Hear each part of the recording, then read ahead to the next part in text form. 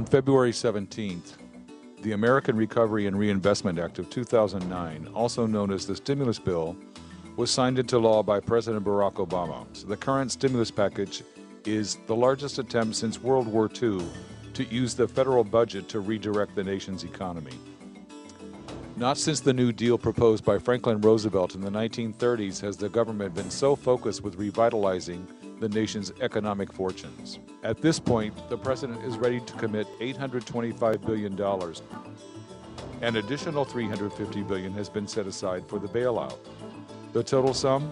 Well over $1 trillion. My initial measure of success is creating or saving 4 million jobs. It's a quick fix in the sense that it's going to help get us out of the recession. But why are people out of work? The reason why we have so many unemployed people is because we're in a recession. If building roads and bridges and fixing buildings at schools like City College gets us out of the recession, then all those people who've lost their jobs in accounting or banking or other types of sectors of the economy, all those people will be back in work.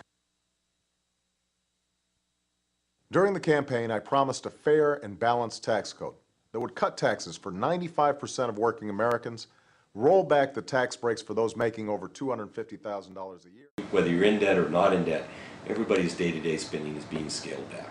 If we make people feel less panicked, if we make them feel like they're a little more secure, then their day-to-day spending will be supported, and if we support their day-to-day spending, that'll help stimulate the economy. For the people who aren't in a lot of debt, right, they get the tax break, what are they going to do with it? They're probably going to spend it. I think what we can do is stem the rate of foreclosure, and we can start stabilizing housing values over time. What Obama's talking about doing is saying, you, the lender, you have to write down some of the principal.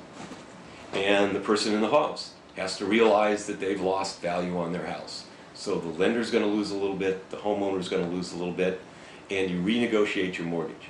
Now what happens if the housing market takes off and house value goes back up? Should you as the homeowner get to keep all that increase in value since the bank took part of the loss when you went down? No. So what Obama has proposed is if the housing value goes back up, right, you both shared in the downside, you should both share in the upside.